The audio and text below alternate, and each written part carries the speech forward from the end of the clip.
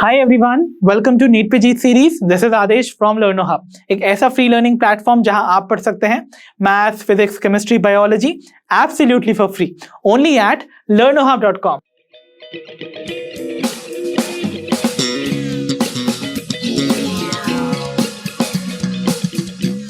तो बच्चों, आज के सेशन में हम डिस्कस करने जा रहे हैं the previous year questions from the chapter cell cycle and cell division. मुझे पूरी उम्मीद है आप सभी रेडी होंगे मेरे साथ इन क्वेश्चंस को प्रैक्टिस करने के लिए। तो फिर देर किस बात की, चलिए शुरू करते हैं।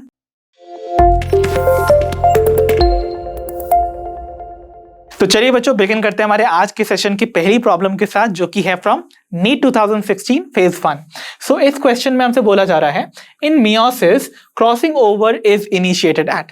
सो मियोसिस के दौरान जो क्रॉसिंग ओवर की फिनोमिना है वो कहां पर स्टार्ट होती है। सो हमारे ऑप्शंस हैं, option A pachytene, option B leptotene, option C zygotene या ऑप्शन डी डिप्लोटीन। सो मुझे पूरी उम्मीद है अगर आप बच्चों आपने कॉन्सेप्ट अराउंड वीडियो देखी होगी इस चैप्टर की, तो आपको ये क्वेश्चन बहुत इजीली सॉल्व हो जाएगा। So the correct option would be option A pachytene. याद है आप सभी को, पेकाइटिन में crossing over used to take place. क्या होता है क्रॉसिंग ओवर? जेनेटिक रिकॉम्बिनेशन होना, यानी कि एक तरह से क्रॉसिंग ओवर होता है एक्सचेंज ऑफ जेनेटिक मटेरियल जो कि होता था between the non sister chromatids of the homologous chromosomes. याद है ना आप सभी को? तो जो दो होमोलोगस क्रोमोसोम्स की नॉन सिस्टर क्रोमैटिड्स थी, उनके बीच में डीएनए का एक्सचेंज होना used to represent crossing over, जो कि पेकाइटिन में देखने को मिलता था, राइट। लेप्टोटीन में आपको याद है बुके स्टेज देखने को मिलती थी एंड यहाँ पर क्रोमोसोम धीरे धीरे कंडेंस हो रहे होते हैं। जाइगोटीन में आपको साइनेप्सिस यानी कि pairing up of homologous chromosome देखने को मिलता था एंड डिप्लोटीन में आपको काइज़मेटा फॉर्मेशन देखने को मिलता था। बट हमसे क्रॉसिंग ओवर पूछा गया, so the correct option would be pachytene. तो आइए बच्चों, अब हम बढ़ते हैं अपनी नेक्स्ट प्रॉब्लम पे, which is problem number 2 that says spindle fibres attach on to. तो हमसे पूछा जा रहा है कि जो स्पिंडल फाइबर्स होते हैं वो आखिर कहां अटैच होते हैं। सो हमारे ऑप्शंस हैं, option A telomere of the chromosome, option B kinetochore of the chromosome, option C centromere of the chromosome या finally option D kinetosome of the chromosome. तो याद कीजिए, I know that's a very easy question, आप सभी को उसका जवाब पता है and the correct answer is option B kinetochore of the chromosome. I hope आप सभी को याद होगा काइनेटोकोर्स क्या होते थे। दे वर डिस्क शेप्ड स्ट्रक्चर्स जो कि आपको सेंट्रोमियर पे अटैच नजर आते थे और इस तरीके से देखिए एक रेप्लिकेटेड क्रोमोसोम आपको नजर आता है कुछ इस तरीके से। तो आपको ये जो डिस्क शेप्ड स्ट्रक्चर नजर आ रहे हैं ना, दे आर दी काइनेटोकोर जिनसे कि अटैच्ड नजर आते हैं आपको द स्पिंडल फाइबर्स। ओके, तो स्पिंडल का अटैचमेंट, जो माइक्रोट्यूब्यूल का अटैचमेंट है, वो इन काइनेटोकोर्स पे होता है। Okay, so the correct option is option B. तो आइए बच्चों, अब हम बढ़ते हैं अपनी प्रॉब्लम नंबर 3 पे, जो कि है फ्रॉम नीट 2016 फेज 2। और ये क्वेश्चन भी सुपर डुपर इजी क्वेश्चन है, जिसमें हमसे बोला जा रहा है during cell growth DNA synthesis takes place in. So cell growth के टाइम पर डीएनए सिंथेसिस कहां होता है, डीएनए का फॉर्मेशन कहां होता है।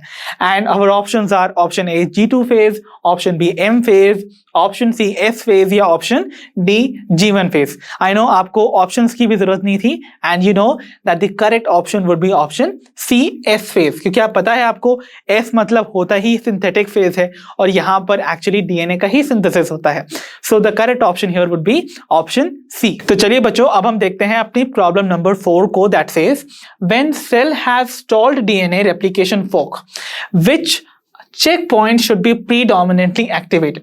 सो हमसे पूछा जा रहा है कि सेल साइकिल में कौन सा cell cycle check point activate होना चाहिए अगर किसी सेल के अंदर डीएनए रेप्लिकेशन फोर्क जो है वो स्टॉल्ड हो गई, यानी कि काम करना बंद कर दी हो। तो इसका मतलब डीएनए का रेप्लिकेशन या सिंथेसिस प्रॉपर्ली नहीं हुआ है, राइट। सो इस टाइम पर कौन सा cell cycle check point activate होना चाहिए। सो हमारे ऑप्शंस हैं, option A M, option B both G2 and M, साथ ही साथ सी में बोला जा रहा है G1S या फिर डी में बोला जा रहा है G2M। सो देखिए, आपको याद होगा मैंने आपको चेक पॉइंट्स पढ़ाए थे इन दी सेल साइकिल। तो अगर मैं आपको वापस से उनको बताने की कोशिश करूं, तो सपोज अगर मैं एक रफली रिप्रेजेंटेशन करूं सेल साइकिल का, तो you know most of the cell cycle का जो फेज होता है that is occupied by the interphase. तो ये जो शॉर्ट फेज है this is the M phase, ये तो आपको याद ही होगा M फेज। ओके ना, तो यहां पर अब जो रिमेनिंग फेज है दिस इज द इंटरफेज ना। तो इंटरफेज में आपको सबसे पहले देखने को मिलता है G1 phase. okay, which is the gap 1 phase or the growth first phase. Then we had this S phase, and lastly we have this G2 phase or the growth second phase और gap second phase, and this is the synthetic phase जहां पर DNA का replication होता है. So कहां कहां आपको check point देखने को मिलते थे? There were 3 check points. पहला check point आपको देखने को मिलता था at the end of G1. Okay, तो G1 फेज के एंड में eight the junction of G1 and S phase आपको G1 चेक पॉइंट या सिंपली आप कह सकते हो G1S चेक पॉइंट देखने को मिलता था. तो ये जो चेक पॉइंट होता है ये कब अराइज कर रहा है? आफ्टर जो सेल है it has undergone growth in the G1 phase, यानी कि गैप 1 फेज में सेल ग्रो करके आया है ना, तो यहां पर चेक किया जाएगा कि सेल की ग्रोथ जो है वो इनफ हुई है या नहीं, मतलब सेल बिग इनफ है टू डिवाइड या नहीं, ये चेक किया जाएगा. साथ ही साथ चेक किया जाएगा कि कौन कौन से ग्रोथ फैक्टर्स न्यूट्रिएंट्स यहाँ पर अवेलेबल है, क्या वो सफिशिएंट अमाउंट में प्रेजेंट है या नहीं. ओके, एंड साथ ही साथ ये भी चेक किया जाएगा कि डीएनए में कोई डैमेज तो नहीं रहा है पहले से. ठीक है, तो ये सारे चेक पॉइंट्स, ये सारी चीजें यहाँ इस चेक पॉइंट पे चेक की जाएंगी. एक बार अगर सेल इस चेक पॉइंट को क्रॉस कर जाता है तो सेल कमिट करता है टू डिवाइड, यानी कि अब ये सेल जो है वो वापस से मतलब ये जो कंडीशन हो जाएगी वो रिवर्स नहीं की जा सकती, मतलब सेल वापस नॉन डिवाइडिंग स्टेज में नहीं आ सकता, और उसको अब डिवाइड करना ही पड़ेगा once it has crossed this check point. ठीक है, नेक्स्ट चेक पॉइंट आपको देखने को मिलता था eight the end of G2 phase, यानी कि आपको यहां ये देखने को मिलता है एट G2M फेज, राइट.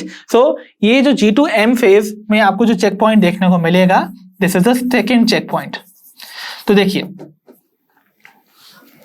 पहला चेक पॉइंट आपका अराइव किया था, कहां पर आया था? After G1. अब सेकेंड चेक पॉइंट आपका आया है S और G2 के बाद. तो इस बीच में जो जो इवेंट हुए होंगे उनको चेक करना पड़ेगा ना. तो पहले तो जब G1 चेक पॉइंट क्रॉस करने के बाद सेल आगे बढ़ा होगा तो यहां पर S फेज में उसका डीएनए का सिंथेसिस हुआ होगा, तो चेक किया जाएगा क्या डीएनए का सिंथेसिस प्रॉपर हुआ है या नहीं. और साथ ही साथ उसके बाद जब वो G2 फेज को क्रॉस करके आगे बढ़ेगा जहां पर ग्रोथ अगेन हुई थी और प्रोटीन सिंथेसाइज हुए थे फॉर दी माइटोटिक फेज और दी सिंपली डिवाइडिंग फेज, तो दोनों चीजें यहां चेक की जाएंगी. क्या क्या चेक किया जाएगा कि डीएनए का रेप्लिकेशन प्रॉपर हुआ है कि नहीं, एंड जो proteins and other component required है फॉर सेल डिवीजन वो बने हैं या नहीं. एंड अगेन सेल की साइज भी चेक किया जाएगा कि सेल का साइज बिग इनफ है टू डिवाइड या नहीं, ताकि तभी वो आगे एम फेज में मूव किया जाएगा. एंड थर्ड चेक पॉइंट आपको देखने को मिलता था in the M phase at the junction of metaphase and anaphase, जहां पर जिसको इस चेक पॉइंट को हम लोग सिंपली एम चेक पॉइंट भी कहते थे या इसको हम स्पिंडल असेंबली चेक पॉइंट भी कहते थे. ओके, तो स्पिंडल असेंबली चेक पॉइंट या फिर इसको हम simply mitotic spindle check point भी कहते हैं. ओके, तो इस पे चेक किया जाता था कि एनाफेज में मूव करने से पहले जब माइटोसिस में, जब मेटाफेज में आपके क्रोमोसोम अलाइन होते हैं इक्वेटर पे, तब सारे स्पिंडल फाइबर जाके उनके काइनेटोकोर से अटैच हुए हैं या नहीं, ये चेक किया जाता है यहां पर. ओके, बट हमसे बोला जा रहा है कि डीएनए का रेप्लिकेशन फॉर्क ही स्टॉल्ड है, रुका हुआ है, मतलब डीएनए का रेप्लिकेशन प्रॉपर नहीं हुआ. तो वो चेक कहां किया जाएगा? एट G2M फेज, राइट, क्योंकि मैंने आपको बोला था यहां पर डीएनए रेप्लिकेशन प्रॉपर हुआ है या नहीं वो चेक किया जाएगा. So the correct option here would be option D, G2M phase. Okay, और G2M check point. I hope it is clear. तो आइए बच्चों, अब हम डिस्कस करते हैं अपनी प्रॉब्लम नंबर 5 को, that says match the stages of meiosis in column 1 to the characteristic features in column 2. Okay, and then select the correct options using the codes given below. तो यानी कि आपको 2 कॉलम्स दे रखे हैं. कॉलम 1 में आपको meiosis की कुछ स्टेज दे रखी है, meiosis 1 की, और कॉलम 2 में उनसे रिलेटेड कुछ कैरेक्टरिस्टिक फीचर दे रखे हैं. आपको उस पर्टिकुलर स्टेज को मैच करना है with its correct identifying feature, और उसके बाद आपको करेक्ट सेट ऑफ ऑप्शंस को फाइंड करना है from the options given below. ठीक है, तो चलिए बिगिन करते हैं हमारे इस क्वेश्चन को सॉल्व करने के लिए. सो कॉलम 1 में आपको पहली जो स्टेज दे रखी है that is pachytene, and I am sure आप सभी को अच्छे से याद होगा पेकाइटिन में होती है crossing over. So A is going to match with the third. So यहाँ पर देखिए किस ऑप्शन में A थर्ड से मैच कर रहा है, केवल एक ऑप्शन में, that is option C. Hence only option C is going to be correct. तो पहले ही आपके स्टेप में आपका आंसर आ जाएगा if you know the basics. So pachytene का मैचिंग हो गया विद सी। सो अब हम इस ऑप्शन के सारे जितनी मैचिंग्स हैं उसको वेरीफाई भी कर लेते हैं बाय करेक्टली सीइंग। तो देखिए नेक्स्ट हमारा है मेटाफेज 1। तो मेटाफेज 1 में क्या होता था, याद है सभी को, जो होमोलोगस क्रोमोसोम्स थे वो अलाइन होते थे ऑन दी इक्वेटोरियल प्लेन। तो यहां पर क्रोमोसोम्स जो हैं they are going to align on the equatorial plate, right. So ये कंडीशन आपको यहां नजर आ रही है, दैट मींस यहां पर देखिए बी भी 4 से मैच है, ठीक है, दैट मींस ये भी करेक्ट है। Then we have diakinesis. I hope आप सभी को याद होगा डायकाइनेसिस में टर्मिनलाइजेशन होता था काइस्मेटा का। तो देखिए यहां पर it is going to match with the second. तो देखिए C is matching with second over here also. And lastly zygotene, मैंने आपको मतलब भी बताया था जाइगो वर्ड का, टू पेयर अप, और पेयरिंग अप को हम बुलाते हैं synapses. That means pairing up of homologous chromosomes takes place over here. So the D1 is going to match with the first. So D first से भी match है. Hence the correct option here would be option C. तो चलिए बच्चों अब हम discuss करते हैं अपनी प्रॉब्लम नंबर 6 जो कि हमसे पूछी गई थी इन द ईयर 2017. So इस क्वेश्चन में हमसे बोला जा रहा है DNA replication in bacteria occurs. So यहाँ पर बैक्टीरिया में जो DNA replication है उससे रिलेटेड आपको कुछ पूछा जा रहा है. तो देखिए पहले आपसे ऑप्शन में बोला जा रहा है विद इन द न्यूक्लियोलस. तो क्या बैक्टीरिया के अंदर डीएनए रेप्लिकेशन न्यूक्लियोलस के अंदर होता है? No, nucleolus is a region जो कि आपको देखने को मिलता था इन द न्यूक्लियस, और न्यूक्लियस तो यहाँ ट्रू न्यूक्लियस ही एब्सेंट होता है, तो obviously within the nucleolus, तो ये ऑप्शन ही रॉन्ग हो गया। देन अगर हम बात करें बैक्टीरिया में, सेकंड ऑप्शन यहाँ बोला जा रहा है प्रायर टू फिजन, या दैट्स करेक्ट। मैंने आपको बोला था बैक्टीरिया एंड लोअर ऑर्गेनिज्म जैसे साइनोबैक्टीरिया, यीस्ट, ये सब ए माइटोसिस शो करते थे, और वहां ए माइटोसिस में इनका जो सेल डिवीजन हो रहा है उससे पहले ही इनका डीएनए रेप्लिकेट करता है। So it takes place just before the fission और division, right. So it takes place prior to fission. Okay, so the correct option would be option B. बाकी हम सी और डी ऑप्शन को भी यहां पर देख लेते हैं। तो ऑप्शन सी में बोला जा रहा है just before transcription, no not at all. यहां पर ट्रांसक्रिप्शन में तो ऑब्वियसली आप जानते हैं डीएनए से आरएनए बनता है, तो उससे पहले यहां पर डीएनए का सिंथेसिस का कोई रिक्वायरमेंट नहीं है। And lastly during the S phase, क्योंकि आप जानते हैं एस फेज तो माइटोसिस में होती है, but bacteria and all they show simply amitosis, तो इसका मतलब ये ऑप्शंस भी रॉन्ग है। Hence the correct option here would be option B, just prior to fission. तो चलिए बच्चों अब हम देखते हैं अपनी प्रॉब्लम नंबर 7 को, जिसमें हमसे बोला जा रहा है anaphase promoting complex, that is APC, is a protein degrading machinery necessary for proper mitosis of the animal cells. Okay, if APC is defective in human cell, which of the following is expected to occur? So जैसा कि मैंने आपको बताया था मेरे concept add-on video में, that anaphase promoting complex basically एक ऐसा डिग्रेडिंग प्रोटीन कॉम्प्लेक्स है जो कि कुछ स्पेशल प्रोटीन्स को डिग्रेड करता है, और वो बहुत इंपॉर्टेंट है for a special event that is taking place during anaphase. तो वो बहुत इंपॉर्टेंट होता है ड्यूरिंग दी माइटोसिस। ओके, तो मान लीजिए अगर कोई सेल के अंदर एपीसी यानी कि एनाफेज प्रमोटिंग कॉम्प्लेक्स नाम का ये जो प्रोटीन डिग्रेडिंग सिस्टम है वो ही नहीं हो, तो व्हाट विल हैपन, क्या हो सकता है? सो सिंस आपको पता है ये एनाफेज प्रमोट कर रहा है, और एनाफेज में क्या होता था, जो सिस्टर क्रोमैटिड्स हैं उनका सेपरेशन होता था। तो ऑब्वियसली अगर ये कॉम्प्लेक्स एब्सेंट होगा तो सिस्टर क्रोमैटिड्स का जो सेपरेशन है या सेग्रीगेशन है that will not take place. तो हमारे ऑप्शन पहले हम देख लेते हैं। So option A is chromosome will be fragmented, क्या क्रोमोसोम ब्रेक हो जाएंगे? No. Option B chromosome will not segregate, that is true. Chromosomes जो हैं वो सेपरेट नहीं होंगे, सेग्रीगेट नहीं होंगे, जो कि होते हैं एट द एनाफेज। ओके, अगर हम बात करें ऑप्शन सी की, that is recombination of chromosome arms will occur, no. क्या दो क्रोमोसोम के जो आर्म्स होते हैं वो आपस में रिकम्बाइन कर जाएंगे, एक्सचेंज कर लेंगे genetic material? Not at all, ये ऑप्शन भी रॉन्ग है। And chromosome will not condense, ऐसा कुछ भी नहीं होगा, क्योंकि क्रोमोसोम का कंडेंसेशन तो वो फेज में ऑलरेडी हो चुका होता है ना, तो इसका मतलब ये वाला ऑप्शन भी रॉन्ग हो जाएगा। तो याद है मैंने आपको पढ़ाया था कि सपोज मैं यहां पर ड्रॉ कर रहा हूं इस तरीके से, वो रेप्लिकेटेड क्रोमोसोम, तो ये काइनेटोकोर्स हैं, और यहां पर ये एक सिस्टर क्रोमैटिड है और ये है द सेकेंड सिस्टर क्रोमैटिड।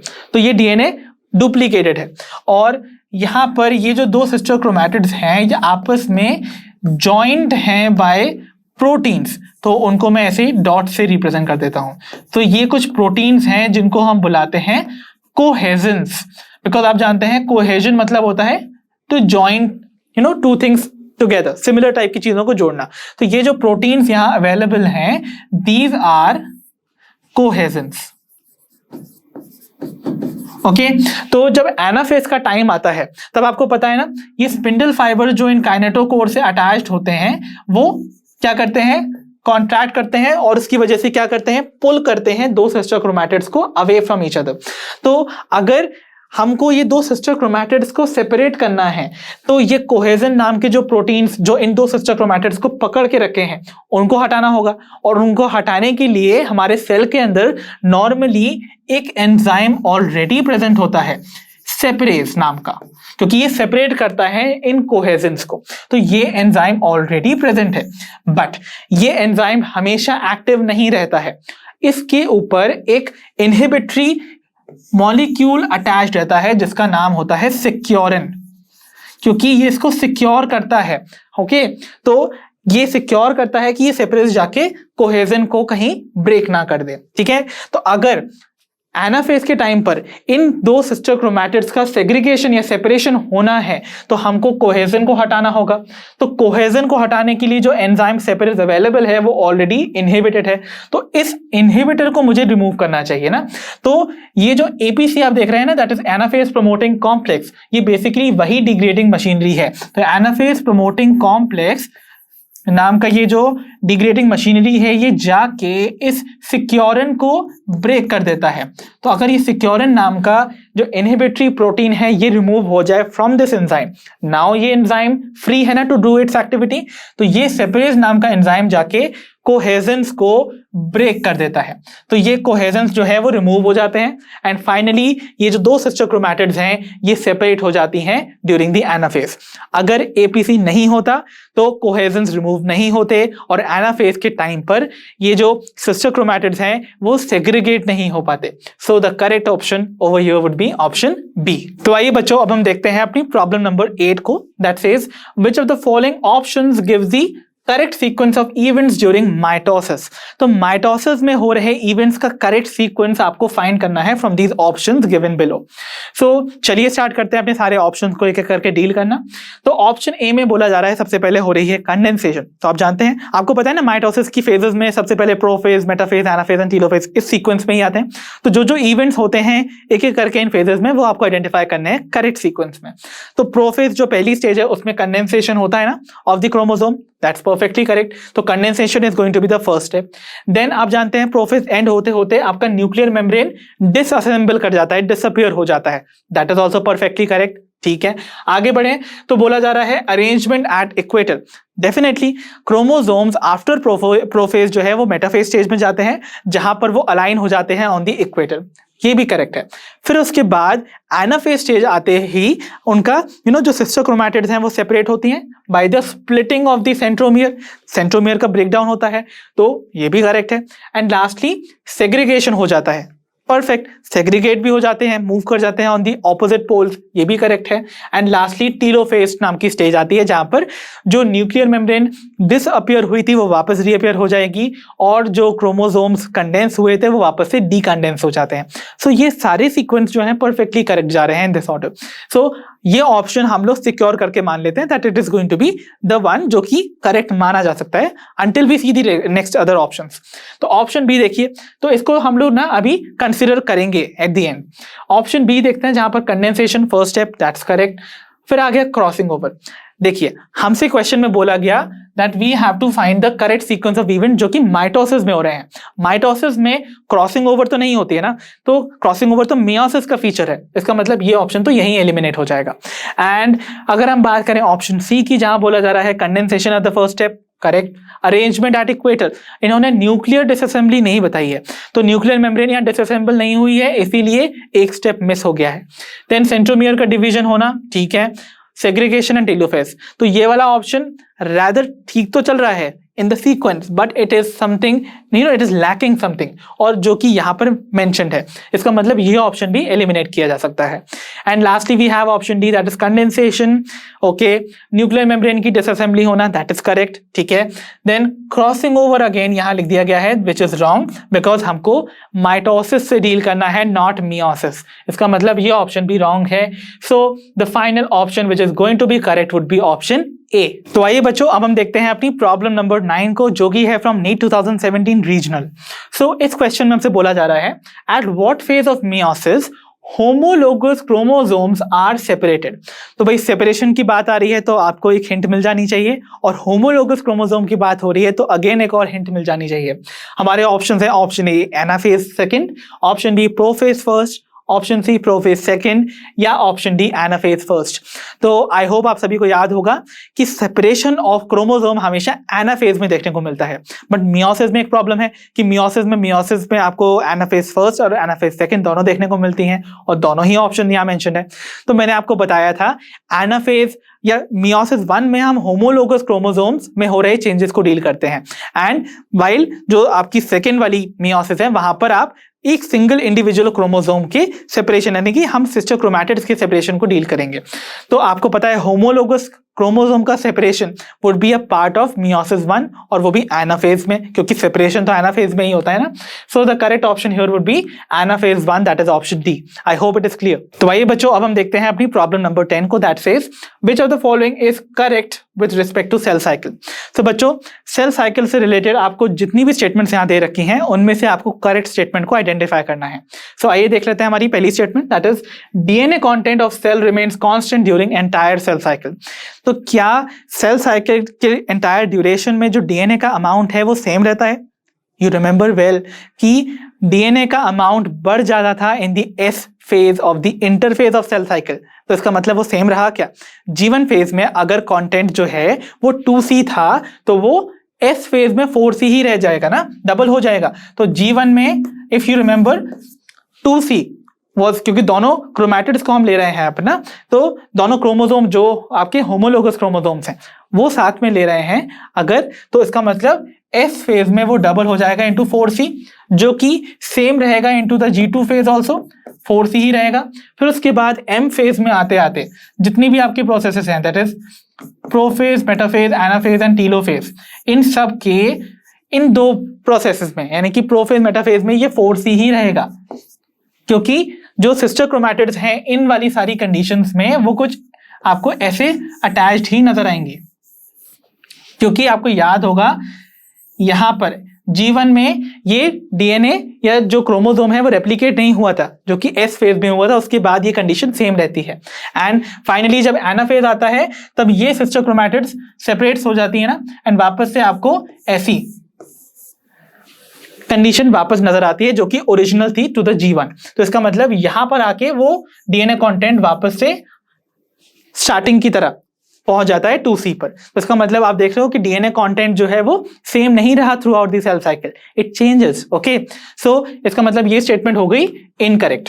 अगर हम बात करें ऑप्शन बी की, तो बोला जा रहा है a cell in G1 phase has double the amount of DNA then that of a cell in the G2 phase. तो एक सेल जो G1 फेज में है, क्या उसमें ज्यादा अमाउंट ऑफ डीएनए होता है देन द वन जो G2 में है? तो आपको क्लियरली यहां दिख रहा है G1 में 2C है और G2 में 4C है.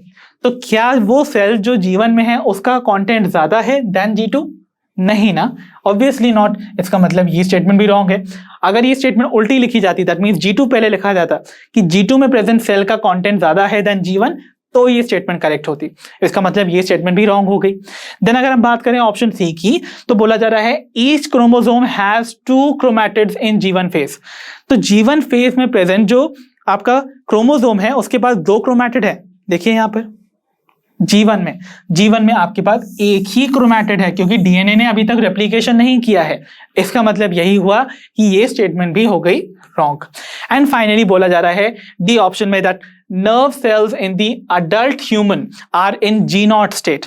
तो जो नर्व सेल्स हैं आपकी वो G0 स्टेट यानी कि रेस्टिंग स्टेट में है, डेफिनेटली ट्रू, यानी कि नर्व सेल्स ऐसी फेज में एंटर कर चुके हैं सेल साइकिल की जहां से वो सेल साइकिल को एग्जिट कर चुके हैं, राइट. सो दैट मीन मैंने आपको बताया था G0 स्टेज जो होती है वो क्वेसेंट स्टेज कहलाती है, जहां पर ये रेस्टिंग स्टेज है, जहां पर सेल जो है वो मेटाबॉलिकली एक्टिव तो है बट वो प्रोलिफरेट नहीं कर रहा है, वो डिवाइड नहीं कर रहा है.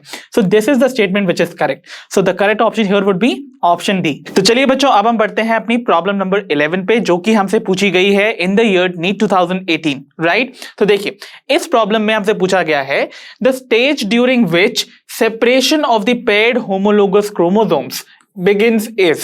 तो यानी कि ऐसी कौन सी स्टेज है जब आपको होमोलोगस क्रोमोसोम का सेपरेशन देखने को मिलता है. Okay, so I hope you remember कि सेपरेशन ऑफ होमोलोगस क्रोमोसोम आपको कब देखने को मिलता था. तो हमारे ऑप्शंस हैं, option A pachytene, option B diakinesis, option C diplotene या ऑप्शन डी जाइगोटीन. तो देखिए, separation of paired homologous chromosome begin कब होने लगता था?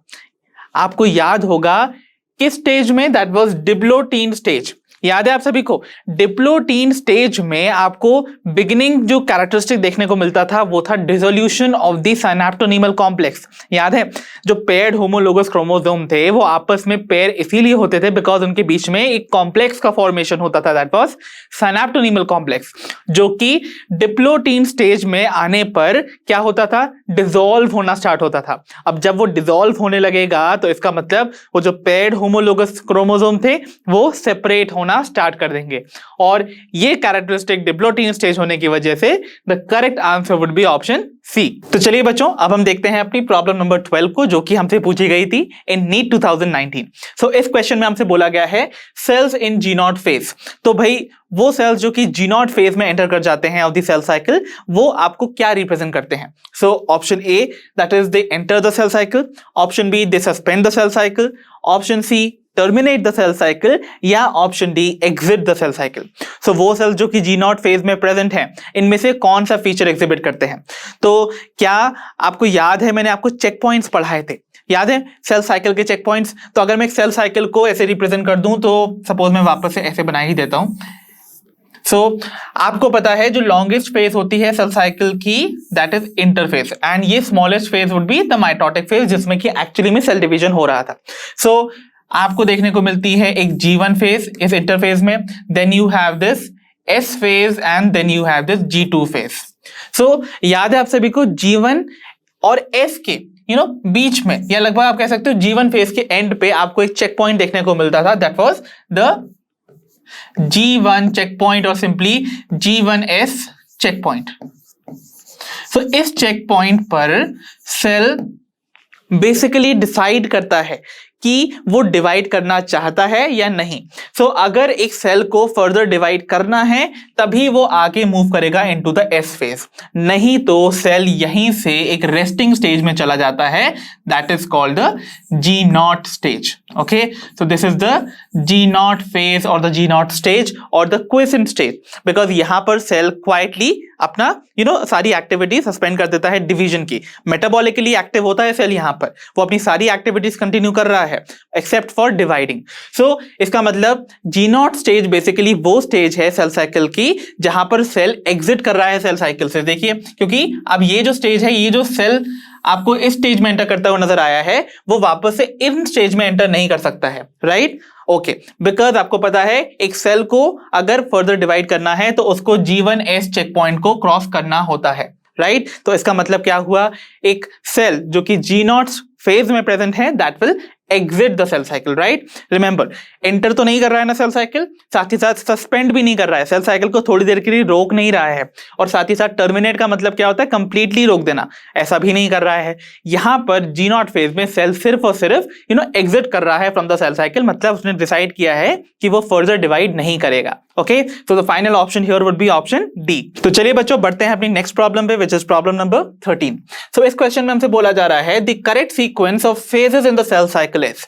तो यानी कि सेल साइकिल की जो डिफरेंट फेजेस हैं उनके करेक्ट सीक्वेंस को आपको फाइंड करना है from these options given below. So I think ये बहुत इजी क्वेश्चन है and I think you don't even require any option for this, because आपको पिछले ही क्वेश्चन में मैंने सेल साइकिल की वेरियस फेजेस को करेक्ट सीक्वेंस में ड्रॉ करके भी बताया है। सो आपको याद है सेल साइकिल को हम ब्रॉडली दो फेजेस में डिवाइड करते थे, that is the I phase और द इंटर फेज, जिसे हम प्रेपरेटरी फेज कहते थे, जहां सेल प्रिपरेशन कर रहा है for cell division, and the second phase was called the mitotic और द एम फेज, ओके, जहां पर सेल एक्चुअली डिवाइड करता था। So interphase is the beginning phase ना, तो उसको भी फर्दर डिवाइड किया जाता था इनटू 3 सब स्टेजेस। कौन कौन सी थी वो? सो पहली स्टेज होती है द G1 फेज, राइट? तो G1 फेज में सेल डिवाइड करने के लिए जो ग्रोथ अपनी करता है, मींस अपने साइज को इंक्रीज करता है ताकि वो फर्दर डिवाइड कर सके। सेकंड आपको जो फेज देखने को मिलती है इंटरफेज में, दैट इज S, एंड उसके बाद आती है G2। So the correct sequence आपको याद हो तो it would be G1 then S and then G2, okay. And finally interphase in 3 stages के बाद कंप्लीट हो जाती है एंड फाइनली सेल एंटर कर जाता है इनटू द एम फेज। तो देखिए आपके कौन से ऑप्शन में ये करेक्ट सीक्वेंस दे रखा है, that is option C. So देखिए G1, S, G2 and M। So the correct option here would be option C. तो आइए बच्चों अब हम देखते हैं अपनी प्रॉब्लम नंबर 14 को, जो कि हमसे पूछी गई थी इन नीट 2020। सो इस क्वेश्चन में हमसे बोला गया था dissolution of synaptonemal complex occurs during. So जो सिनैप्टोनीमल कॉम्प्लेक्स आपको देखने को मिलता है ना, जो कि 2 होमोलोगस क्रोमोसोम्स को पेयर करता है, वो सिनैप्टोनीमल कॉम्प्लेक्स किस स्टेज में डिसॉल्व होता है, ओके। सो आपको याद है कि मियोसिस 1 की प्रोफेज 1 में ही आपको सिनैप्टोनीमल कॉम्प्लेक्स का बनना और डिसोल्यूशन नजर आता था। तो उन्हीं की स्टेजेस आपको यहां दे रखी है and you have to find कि किस में वो डिसॉल्व होने वाला है। So our options are option A pachytene, option B zygotene, option C diplotene या option D leptotene. So I hope you all remember, मैंने आपको बोला भी था मेरे कॉन्सेप्ट एड ऑन वीडियो में दैट इफ यू रिमेंबर कि हर स्टेज का क्या कैरेक्टरिस्टिक फीचर है, तो आपको इन स्टेजेस से रिलेटेड क्वेश्चंस में कोई प्रॉब्लम नहीं आने वाली है। सो यू रिमेंबर मैंने आपको बोला था वेरियस स्टेजेस में क्या क्या फीचर्स आपको देखने को मिलते हैं। सो डिसोल्यूशन ऑफ सिनैप्टोनीमल कॉम्प्लेक्स से पहले हम ये देख लेते हैं कि सिनैप्टोनीमल कॉम्प्लेक्स बेसिकली बनता किस स्टेज में था। सो आपको याद है 2 होमोलोगस क्रोमोसोम के बीच में ये जो कनेक्शन है, जो सिनैप्टोनीमल कॉम्प्लेक्स कहलाता है, वो बनता था ड्यूरिंग द जाइगोटिन, ओके, जिसकी वजह से 2 होमोलोगस क्रोमोसोम पेयर अप हो जाते थे और उस फेज को हम बुलाते थे जाइगोटिन, बिकॉज मैंने आपको बताया था जाइगो वर्ड का लिटरल मीनिंग होता है टू पेयर अप। तो उस पेयरिंग अप को हम कहते थे साइनेप्सिस। तो यानी कि फॉर्मेशन तो हो रहा है कहां पर, जाइगोटिन स्टेज में। इसका मतलब जाइगोटिन ऑप्शन तो यहां पर आप एलिमिनेट कर ही दीजिए, ठीक है। अगर बात की जाए पेकाइटिन की, तो पेकाइटिन जाइगोटिन के बाद आने वाली स्टेज है, जहां पर जब ये होमोलोगस क्रोमोसोम आपस में पेयर्ड हो जाते हैं ना, उसके बाद इनमें होती है क्रॉसिंग ओवर। तो क्रॉसिंग ओवर फीचर होता था पेकाइटिन का। यहां पर भी 2 होमोलोगस क्रोमोसोम को एक साथ जोड़े रहना पड़ेगा, तभी तो वो क्रॉस ओवर कर सकते हैं। तो इसका मतलब जोड़ने के लिए सिनैप्टोनीमल कॉम्प्लेक्स अभी भी प्रेजेंट होना चाहिए इस स्टेज में भी, तो इसका डिसोल्यूशन यहां हो नहीं सकता। अब बात की जाए डिप्लोटिन या लेप्टोटिन की, तो यू रिमेंबर लेप्टोटिन जो है वो सबसे पहली स्टेज होती थी of the prophase 1, right, of meiosis 1। तो ये जो लेप्टोटिन स्टेज थी, इसको हम थिन थ्रेडेड स्टेज बुलाते थे, बिकॉज लेप्टो वर्ड का मतलब होता था thin, okay. So I told you यहां पर जो है 2 होमोलोगस क्रोमोसोम्स हैं, वो बेसिकली धीरे धीरे डिस्टिंक्ट होना स्टार्ट हो रहे होते हैं। तो यहां पर कोई मेजर एक्टिविटी देखने को नहीं मिली। सिनैप्टोनीमल कॉम्प्लेक्स ना ही यहां बना है, ना ही डिसॉल्व हो सकता है, क्योंकि पहली स्टेज है। तो इसका मतलब ये ऑप्शन भी हो गया eliminate. So finally the correct option here would be option C, diplotene.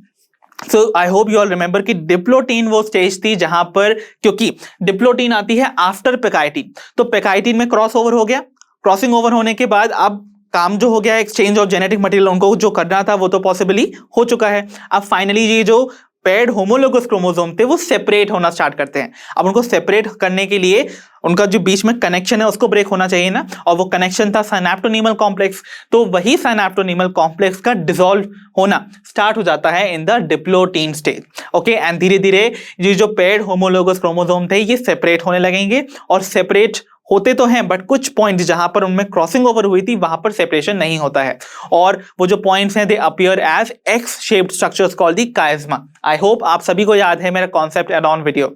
सो याद रखिएगा, यहां पर डिप्लोटीन स्टेज जो कि मोस्टली द लॉन्गेस्ट स्टेज मानी जाती है of the prophase 1 is the stage जहां पर सिनेप्टोनीमल कॉम्प्लेक्स डिसॉल्व होता है और काइज़्मा का फॉर्मेशन होता है। So the correct option here would be option C. तो आइए बच्चों देखते हैं अपनी प्रॉब्लम नंबर 15 जो कि अगेन हमसे पूछी गई है नीट 2020। सो इस क्वेश्चन में हमसे बोला गया है some dividing cells exit the cell cycle and enter the vegetative inactive stage. This stage is called quiescent stage or the G0 stage and this process occurs at the end of। so हमसे बोला गया है कुछ ऐसे sales हैं जो कि cell cycle को एग्जिट कर देते हैं, मतलब साइकिल से बाहर आ जाते हैं, and they enter into a vegetative inactive stage, यानी कि ऐसी इनएक्टिविटी वाले स्टेज में, इनएक्टिव स्टेज में जहां पर सेल वेजिटेटिव है, मतलब सेल डिवाइड नहीं कर रहा है बट उसके अंदर जो बेसिक एक्टिविटीज हैं जो सेल्स की मेटाबॉलिज्म को रिप्रेजेंट करती हैं वो अभी भी कंटिन्यूअसली चल रही हैं। इसका मतलब सेल जो है वो भले ही डिवाइड नहीं कर रहा है बट वो मेटाबॉलिकली एक्टिव है। सो इस स्टेज को हम बुलाते हैं द क्वेसेंट स्टेज और द G0 स्टेज। और ये स्टेज कब आती है? ये हमसे पूछा गया है, तो यानी कि किस स्टेज की एंड में आपको G0 स्टेज देखने को मिलती है, इस क्वेश्चन में हमसे पूछा जा रहा है। हमारे ऑप्शन है option A M phase, option B G1 phase, option C S phase या option D G2 phase. So I hope you all remember very well. अब तो कितनी बार रिवाइज भी हो गया एक तरह से कि G1 फेज के एंड में ही वो चेक पॉइंट होता था G1S, है ना, जिसपे डिसाइड होता है कि सेल फर्दर डिवाइड करेगा या नहीं करेगा। अगर नहीं करेगा तो सेल एंटर कर जाएगा G0 फेज में। तो इसका मतलब G1 फेज की एंड में ही आपको सेल एंटर करता हुआ नजर आएगा इनटू द G0 फेज। तो इसका मतलब the correct option here would be option be the G1 phase. I hope that is clear. तो आइए बच्चों अब हम देखते हैं अपनी प्रॉब्लम नंबर 16 को, जिसमें हमसे बोला जा रहा है to match the following with respect to meiosis. Okay, तो यहाँ पर मियोसिस से रिलेटेड आपको दो कॉलम दे रखे हैं।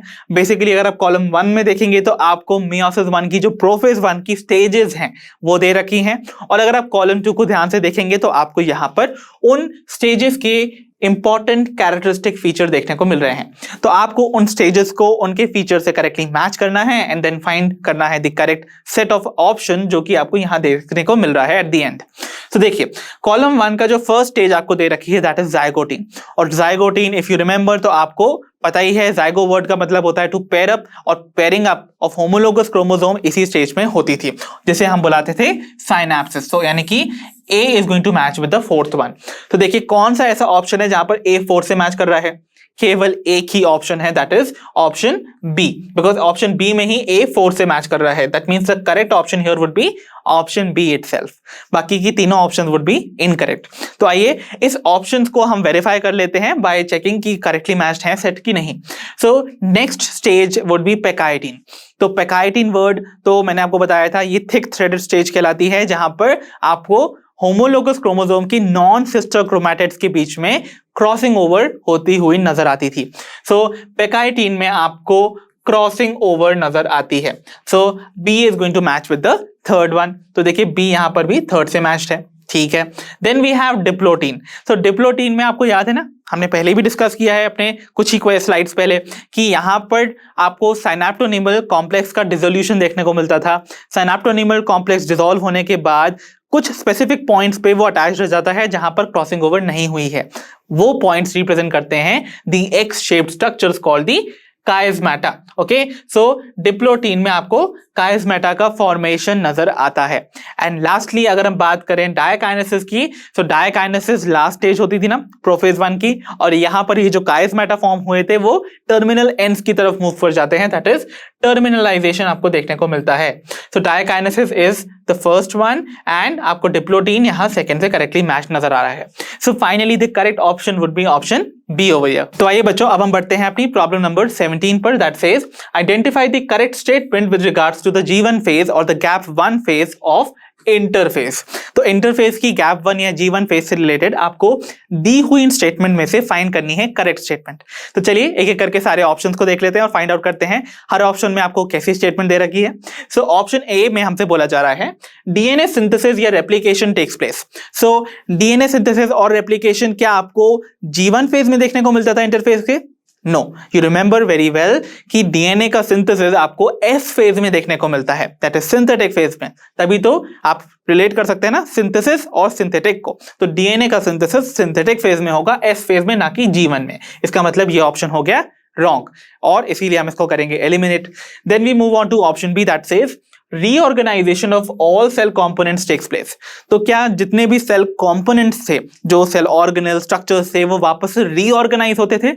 रीऑर्गेनाइजेशन आपको देखने को मिलता था एट द टीलोफेज स्टेज, जो कि माइटोटिक फेज का एक स्टेज माना जाता है। तो वहां पर जितने भी सेल कंपोनेंट डिसअपियर हुए थे during the beginning of the cell cycle, वो वापस से रीअपियर होने लगते हैं। तो रीऑर्गेनाइजेशन वहां होता है, ना कि यहां पर। हेंस दिस ऑप्शन भी आप एलिमिनेट कर सकते हैं। देन अगर हम देखते हैं ऑप्शन सी को, जिसमें हमसे बोला जा रहा है cell is metabolically active, grows but does not replicate its DNA. तो क्या ये स्टेटमेंट करेक्ट है? Yes, perfectly correct. Because you remember मैंने आपको बोला था G1 फेज, जिसको हम गैप 1 फेज तो ठीक है, हम इसको ग्रोथ फर्स्ट फेज भी बुलाते हैं, बिकॉज यहां पर सेल एक्चुअली ग्रो करता है साइज में, क्योंकि सेल मेटाबॉलिकली बहुत एक्टिव होता है। और मेटाबॉलिकली एक्टिव होने के लिए वो अपने न्यूट्रिएंट्स को सराउंडिंग से अपने अंदर एक्यूमुलेट करता है, जिसकी वजह से उसका साइज इंक्रीज करता है।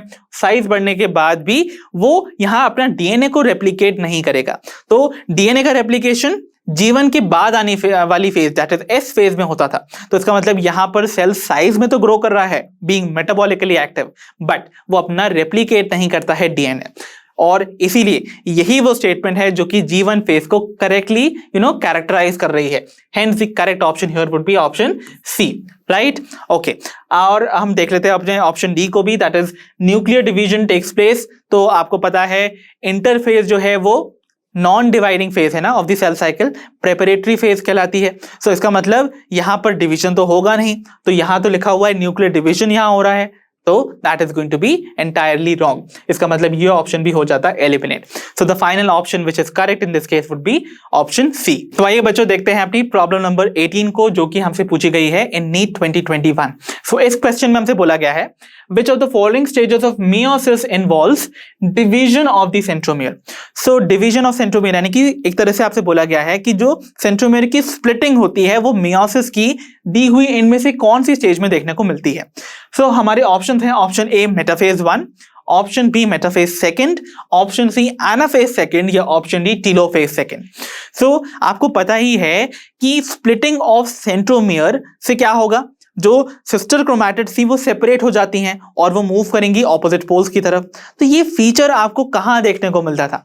This feature used to be the part of the phase called anaphase, right? तो मेटाफेज चाहे फर्स्ट हो चाहे सेकंड हो, उसमें तो आपको पता ही है ना कि यहाँ पर क्रोमोसोम्स, या फिर आप कह सकते हो मतलब क्रोमोसोम्स का जो अलाइनमेंट है वो आपको देखने को मिलेगा इक्वेटोरियल प्लेन में। तो वहां पर कोई स्प्लिटिंग तो नहीं होती थी ना सेंट्रोमियर की। तो इसका मतलब ये दो ऑप्शन तो आप यहीं एलिमिनेट कर भी सकते थे। तो आपको यहाँ पर एनाफेज सेकंड और टीलोफेज सेकंड में से ही फाइंड करना था। और टीलोफेज सेकंड में भी आपको पता है वहां पर जो चीजें आपकी प्रोफेज में हुई थी वो उनकी ही ऑपोजिट नजर आती है। दैट मीन्स यहाँ पर आपको न्यूक्लियर मेम्ब्रेन की वापस रीऑर्गेनाइजेशन, सेल्यूलर कंपोनेंट्स का वापस से रीअपियरेंस और डीकंडेंसेशन देखने को मिलता था। बट ये भी आपको यहाँ नहीं कोई इंडिकेशन दे रहा है कि स्प्लिटिंग ऑफ सेंट्रोमियर हुआ है इस स्टेज में, बल्कि आपको पता है एनाफेज सेकंड ही वो स्टेज है जहां पर जो होमोलोगस क्रोमोसोम सेपरेट हुए थे during the anaphase first of meiosis 1, वो अब फर्दर स्प्लिटिंग करेंगे थ्रू द सेंट्रोमियर, जिसकी वजह से जो सिस्टर क्रोमैटिड थी जो कि रिकंबाइंड थी वो अलग हो जाएंगी। तो मान के चलते हैं कि सपोज ये एक क्रोमोसोम है, ओके, जो कि आपको मियोसिस 1 के बाद फॉर्म्ड नजर आया। और ऑब्वियसली क्योंकि मियोसिस 1 के बाद बना है तो क्योंकि क्रॉसिंग ओवर हुई होगी इसके नॉन सिस्टर क्रोमैटिड की, तो आपको यहां पर कुछ रिकंबाइंड या एक्सचेंज जेनेटिक मटेरियल देखने को मिल रहा है, ठीक है। और यहां पर इनके क्या प्रेजेंट हैं, दीज काइनेटोकोर्स। और काइनेटोकोर्स फाइनली वो साइट्स है जहां पर स्पिंडल फाइबर अटैच करते हैं, राइट। तो ये स्पिंडल के माइक्रोट्यूब्यूल्स हैं जो कि अटैच किए। और जब हम बात करें एनाफेज सेकंड की, सो एनाफेज सेकंड के टाइम पर जब ये माइक्रोट्यूब्यूल्स वापस से कॉन्टैक्ट करेंगे तो they will pull these two sister chromatids apart. तो उसकी वजह से क्या होगा, जब ये पुल करेंगे सिस्टर क्रोमैटिड्स को अपार्ट तो यहां सेंट्रोमियर वाले रीजन से स्प्लिटिंग नजर आएगी ऑफ दी दिस क्रोमोसोम। तो आपको फाइनली कैसा नजर आएगा, कुछ कंडीशन ऐसी नजर आएगी। तो ये आपको स्प्लिटिंग नजर आई इस सिस्टर क्रोमैटिड की इनटू दिस डॉटर क्रोमोसोम, और सिमिलरली आपको यहां पर भी स्प्लिटिंग नजर आई है नीचे वाली सिस्टर क्रोमैटिड की इनटू अनदर डॉटर क्रोमोसोम, जिसमें कि रिकंबाइंड सेक्शन प्रेजेंट है। सो इस तरीके से आपको एनाफेज सेकेंड में ही स्प्लिटिंग नजर आती है ऑफ दी क्रोमोसोम, जिसकी वजह से जो डॉटर क्रोमोसोम्स हैं वो सेपरेट हो जाते हैं, सेग्रीगेट हो जाते हैं। Hence the correct option here would be option C. तो चलिए बच्चों बढ़ते हैं अपनी प्रॉब्लम नंबर 19 पर, that says match list 1 with list second. तो यहां पर आपको दो कॉलम्स दे रखे हैं बच्चों, लिस्ट 1 एंड लिस्ट सेकंड, जिनके आइटम्स को आपको करेक्टली मैच करना है एंड फाइंड करना है करेक्ट ऑप्शन को from these options given below.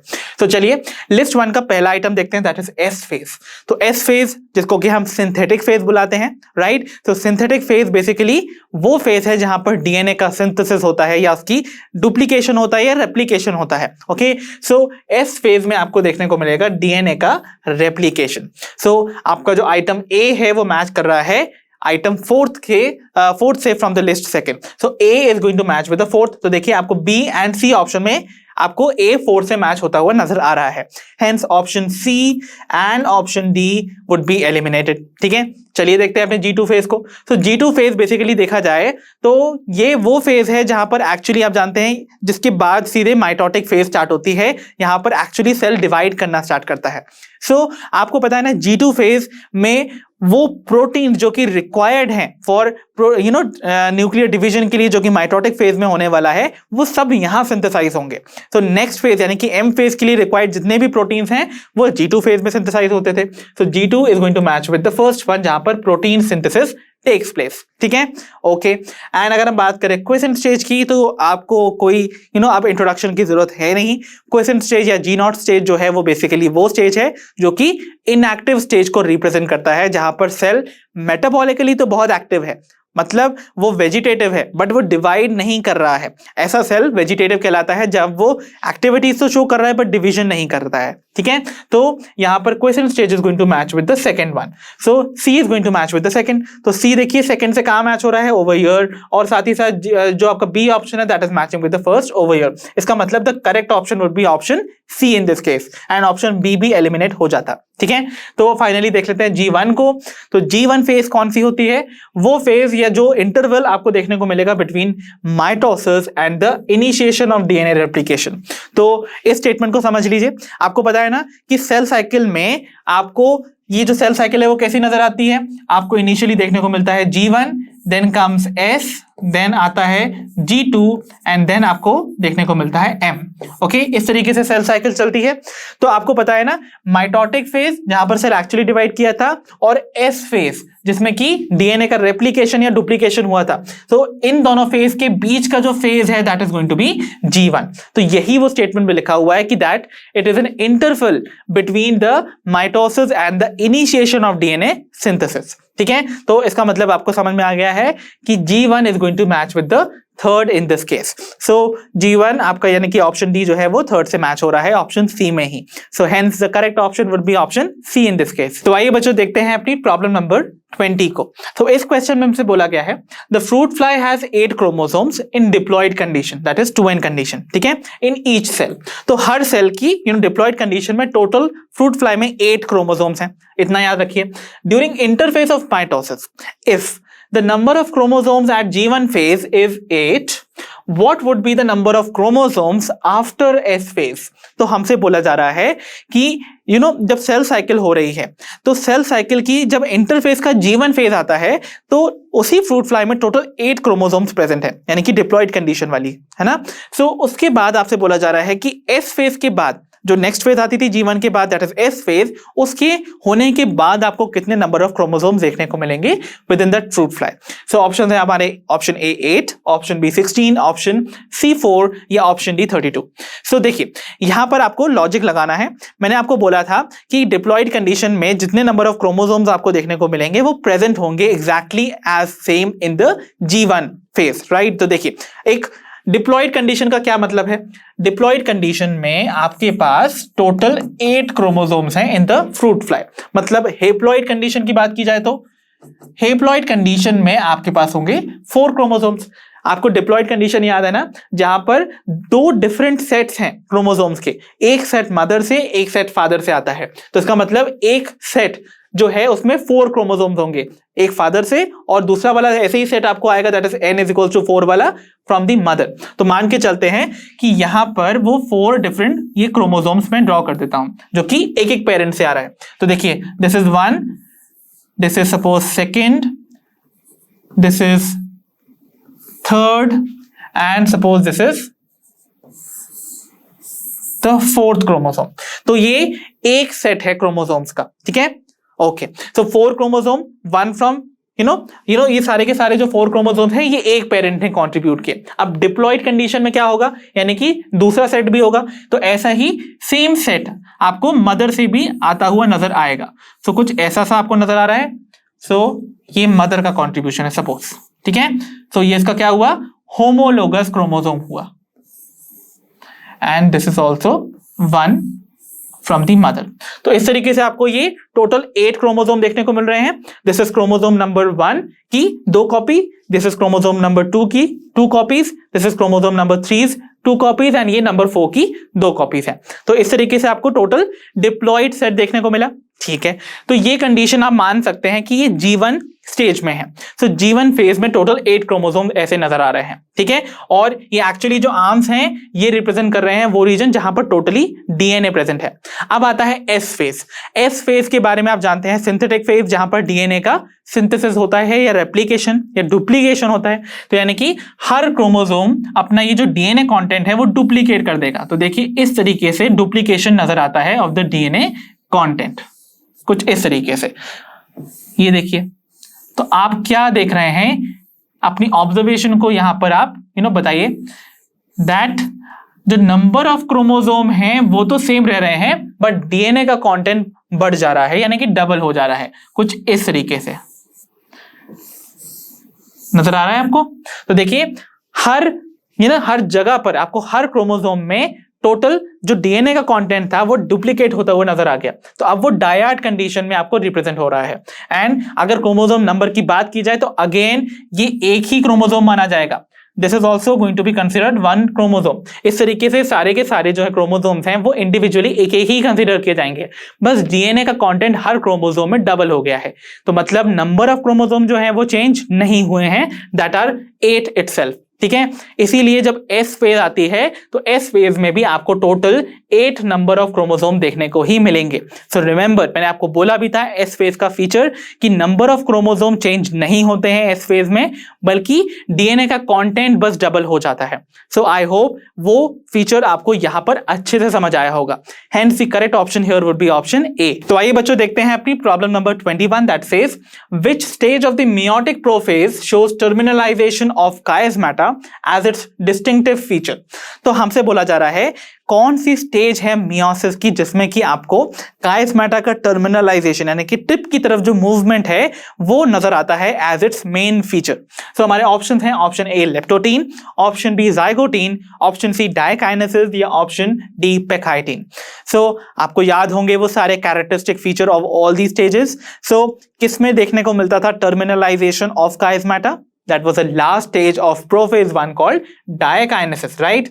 So diakinesis में ही कायस्मेटा टिप की तरफ मूव करते हैं इन अ जिपर मैनर, ठीक है।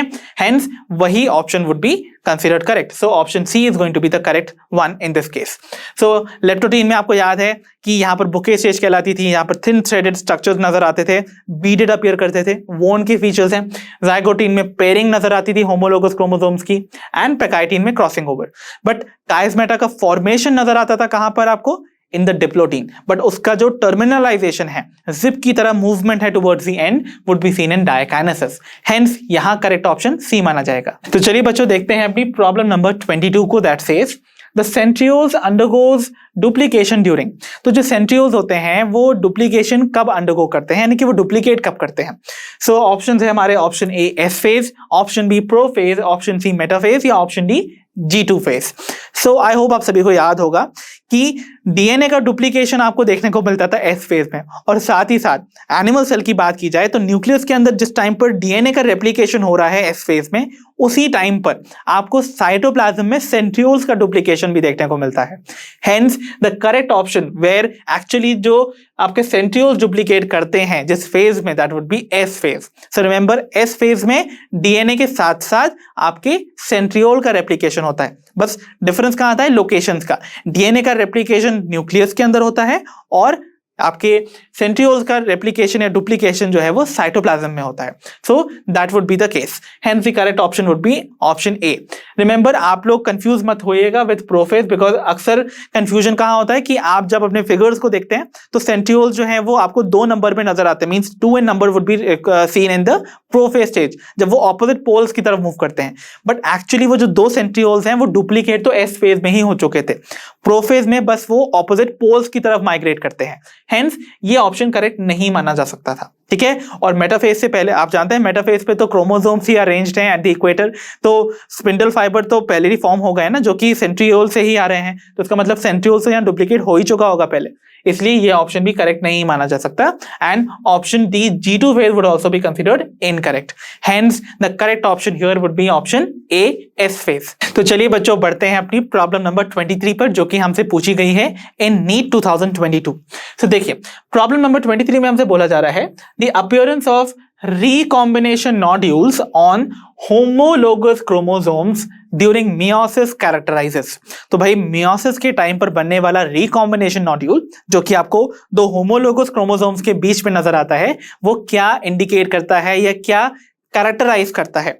सो हमारे ऑप्शंस हैं, option A sites at which crossing over takes place और occurs, right, option B terminalization, option C synaptonemal complex, या ऑप्शन डी बाइवैलेंट। सो याद कीजिए, मैंने मेरे कॉन्सेप्ट एड ऑन वीडियो में बताया था आपको, जब 2 होमोलोगस क्रोमोसोम आपस में पेयर अप करते हैं ना, कि साइनेप्सिस शो करते हैं, तो उनके बीच में एक कॉम्प्लेक्स बनता था, दैट वाज साइनेप्टोनिमल कॉम्प्लेक्स, जो कि लैडर लाइक अपीयर करता था। उस लैडर लाइक कॉम्प्लेक्स में आपको कुछ प्रोटीन्स के कॉम्प्लेक्स फॉर्म होते हुए नजर आते थे, जो कि साइज में काफी बड़े होते थे, लगभग ऑफ 90 नैनोमीटर्स। उन्हें हम बुलाते थे रिकॉम्बिनेशन नॉड्यूल्स, क्योंकि आपको पता है जाइगोटीन स्टेज में पेयरिंग हो जाती है क्रोमोसोम, होमोलोगस क्रोमोसोम्स की, राइट। अब नेक्स्ट स्टेज दैट इज पैकाइटिन, उसमें क्रॉसिंग ओवर होगा। अब क्रॉसिंग ओवर करने के लिए जिन पॉइंट्स को डिसाइड किया जाएगा कि भाई यहां जेनेटिक मटेरियल एक्सचेंज करना है, तो वो रीजन्स कैसे आइडेंटिफाई होंगे कि जिसमें exchange of genetic material take place होगा, तो वो डिसाइड होता है जहां पर ये रिकॉम्बिनेशन नॉड्यूल्स फॉर्म होते हैं। तो जिन पॉइंट्स पर रिकॉम्बिनेशन नॉड्यूल्स फॉर्म होंगे, those will be the sites जहां पर exchange of genetic material take place होगा। That means these will be the sites जहां पर क्रॉसिंग ओवर अकर करेगा। Hence the correct option here would be option A, right. तो चलिए बच्चों, देखते हैं अपनी problem number 24, that says which of the following never occurs during mitotic cell division. Remember, never occurs, इनमें से कौन सी ऐसी इवेंट है जो कि माइटोटिक डिवीजन यानी कि सिंपल माइटोसिस में कभी भी देखने को नहीं मिलेगी। तो हमारे ऑप्शंस हैं, option A pairing of homologous chromosomes, क्या ये करेक्ट है? यस, डेफिनेटली करेक्ट, बिकॉज आपको पता है होमोलोगस क्रोमोसोम की पेयरिंग मियोसिस की जाइगोटीन स्टेज में देखने को मिलती थी, तो इसका मतलब ये एक मियोटिक डिवीजन का कैरेक्टर है जो कि कभी भी माइटोसिस में देखने को नहीं मिलेगा। Hence the correct option here would be option A. While अगर हम रिमेनिंग ऑप्शंस को देख लें तो ऑप्शन बी में बोला जा रहा है coiling and condensation of chromatids, जो कि आपको देखने को मिलती है ना ड्यूरिंग द प्रोफेज। प्रोफेज में जो आपके क्रोमैटिन फाइबर्स होते हैं वो कंडेंस हो जाते हैं to rod shaped structures called the chromosomes, तो वो आपको देखने को मिलेगी।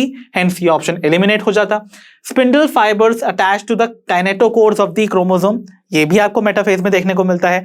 मेटाफेज में ही तो आपके स्पिंडल फाइबर जाके क्रोमोसोम के काइनेटोकोर से अटैच हो जाते थे, that is also seen mitosis में, इसका मतलब ये भी रॉन्ग है। हेंस हम देखते हैं ऑप्शन डी को, जिसमें हमसे बोला जा रहा है movement of the centrioles towards the opposite poles, ये आपको प्रोफेज में देखने को मिलता ही है ना ऑफ द माइटोसिस, जहां सेंट्रियोल्स जो डुप्लीकेट हुए थे एस फेज में वो मूव कर जाते हैं towards the opposite poles in the prophase stage. तो मूवमेंट ऑफ सेंट्रियोल्स भी फीचर देखने को मिलता है माइटोसिस में, हेंस ये ऑप्शन भी एलिमिनेट हो जाता। सो the correct answer here would be option A. तो चलिए बच्चों बढ़ते हैं अपनी नेक्स्ट प्रॉब्लम पे, which is problem number 25 that says regarding meiosis which of the following statement is incorrect। so आपको meiosis से regarding incorrect statement को identify करना है from these statements given below। ठीक है, तो चलिए ऑप्शन ए में बोला जा रहा है pairing of homologous chromosomes and recombination occurs in meiosis 1। तो भाई meiosis 1 में क्या आपको homologous chromosome की pairing और जो exchange of genetic material that is recombination कहलाता है वो देखने को मिलता है। That's perfectly correct because you remember meiosis 1 की प्रोफेज 1 में homologous chromosome pair भी करते हैं during the zygotine stage और उनमें exchange of genetic material that is recombination भी देखने को मिलता है during the pectine stage। so ये दोनों ही events meiosis 1 में हो रहे हैं, hence ये statement correct होने की वजह से कर दी जाएगी eliminate because we have to find incorrect statement। ठीक है, चलिए ऑप्शन बी को देखते हैं। 4 haploid cells are formed at the end of meiosis second। तो you know very well meiosis second के एंड में आपको टोटल 4 डॉटर सेल्स देखने को मिलती हैं जो कि हेप्लॉइड होती हैं। तो आई टोल्ड यू ना टेलोफेज सेकंड के टाइम पे there is a tetrad of cells formed, मतलब 4 हेप्लॉइड सेल्स बनते हैं at the end of meiosis second. Hence ये ऑप्शन करेक्ट होने की वजह से, मीन स्टेटमेंट करेक्ट होने की वजह से ऑप्शन एलिमिनेट कर दिया जाएगा। ठीक है, चलिए देन अगर हम देखते हैं ऑप्शन सी को, तो ऑप्शन सी में बोला जा रहा है there are 2 stages in meiosis, meiosis 1 and meiosis second. तो दैट्स परफेक्टली करेक्ट। आपको पता ही है कि मियोसिस जो है वो 2 न्यूक्लियर एंड साइटोप्लाज्मिक डिवीजन के थ्रू कंप्लीट होती है, मियोसिस 1 एंड मियोसिस सेकंड। ठीक है, तो ये स्टेटमेंट भी करेक्ट होने की वजह से कर दी जाएगी eliminate. And now you know the correct answer would be option D itself. But आइए इसको भी हम डिस्कस कर लेते हैं। सो ऑप्शन डी में बोला जा रहा है DNA replication takes place in the S phase of meiosis second. क्या ये स्टेटमेंट करेक्ट होती? नो। आपको पता है क्योंकि मियोसिस सेकंड से पहले कोई इंटरफेज नहीं होता है, राइट। सो डीएनए का रेप्लिकेशन केवल एक बार होता है मियोसिस में, वो भी कब? मियोसिस 1 के पहले जो इंटरफेज आता था उसके एस फेज में, राइट। तो आपको पता है डीएनए रेप्लिकेशन एक ही बार होगा, वो भी मियोसिस 1 के पहले। मियोसिस 1 के बाद जब मियोसिस सेकंड आएगी उनके बीच में कोई इंटरफेज नहीं आता है, एक शॉर्ट गैप आता है ऑफ अ फेज जिसको हम बुलाते हैं इंटरकाइनेसिस। बट वहां पर रेप्लिकेशन ऑफ आरएनए तो होता है, प्रोटीन्स का सिंथेसिस भी होता है, डीएनए डुप्लीकेट नहीं करेगा। ठीक है, इसीलिए आपको याद रखिएगा DNA replication S phase of meiosis 1 के पहले होता है, डीएनए का रेप्लिकेशन मियोसिस सेकंड के पहले नहीं हो सकता। Hence the correct option would be option D, because यही वो इनकरेक्ट स्टेटमेंट है जिसे हमें करना था आइडेंटिफाई। तो आइए बच्चों, अब हम पहुंच चुके हैं हमारे आज के सेशन की लास्ट प्रॉब्लम पर, विच इज प्रॉब्लम नंबर 26, जो कि अगेन फ्रॉम नीट 2022 है, राइट। सो इस क्वेश्चन में हमसे बोला जा रहा है to select the incorrect statement with reference to mitosis. तो माइटोसिस से रिलेटेड दी हुई इन स्टेटमेंट्स में से आपको फाइंड करनी है इनकरेक्ट स्टेटमेंट को। ठीक है, तो चलिए एक एक करके सारी स्टेटमेंट को रीड कर लेते हैं। पहली स्टेटमेंट आपकी है chromosomes decondense at the telophase. तो that's perfectly correct. Telophase stage में जो क्रोमोसोम्स थे वो वापस से अनकॉइल हो जाते हैं टू फॉर्म दो थ्रेड लाइक स्ट्रक्चर, जैसे क्रोमैटिन मटेरियल बुलाते थे या क्रोमैटिन फाइबर्स बुलाते थे। तो उनका डीकंडेंसेशन स्टार्ट हो जाता है ना इन द टीलोफेज। हेंस ये स्टेटमेंट करेक्ट है। दैट मींस ये ऑप्शन इनकरेक्ट हो जाएगा बिकॉज स्टेटमेंट करेक्ट है। हेंस भी रिमेंबर ना, मुझे इनकरेक्ट स्टेटमेंट फाइंड करनी है, ना कि करेक्ट वन। ठीक है, चलिए ऑप्शन बी देखते हैं। ऑप्शन बी में बोला जा रहा है splitting of centromere occurs at anaphase. So anaphase के टाइम पर सेंट्रोमियर का स्प्लिटिंग देखने को मिलता है। That's perfectly correct. हेंस ये स्टेटमेंट भी करेक्ट होने की वजह से कर दीजिए एलिमिनेट। ठीक है, ओके। ऑप्शन सी देखते हैं, that says all chromosomes lie at the equator at metaphase. तो मेटाफेज स्टेज में क्या सारे क्रोमोसोम इक्वेटर पर लाई करते हैं? Perfectly correct. ये स्टेटमेंट भी करेक्ट है, इसीलिए इसको कर दीजिए eliminate. And finally will be left with the last option, जो कि ऑब्वियसली करेक्ट ही होने वाला है, जहां पर बोला जा रहा है कि spindle fibres attach to the centromere of the chromosomes. So क्या स्पिंडल फाइबर्स सेंट्रोमियर पे अटैच करते हैं, that is the primary constriction पे? नो, वो अटैच होते हैं ऑन दो स्मॉल डिस्क शेप्ड स्ट्रक्चर जिन्हें हम काइनेटोकोर्स बुलाते थे। सो हियर यही वो स्टेटमेंट है that is going to be wrong. So the correct option would be option D in this case. I hope it is clear. तो बच्चों इसी के साथ फिनिश होता है हमारा आज का सेशन, जहां पर हमने डिस्कस किए the previous year questions from the chapter cell cycle and cell division. अब हम मिलेंगे अपनी नेक्स्ट वीडियो में। अंटिल देन आप अपना ध्यान रखिए, पढ़ते रहिए, और जैसा कि आप सभी जानते हैं, लर्नो हाउ फ्री है पर बेस्ट है।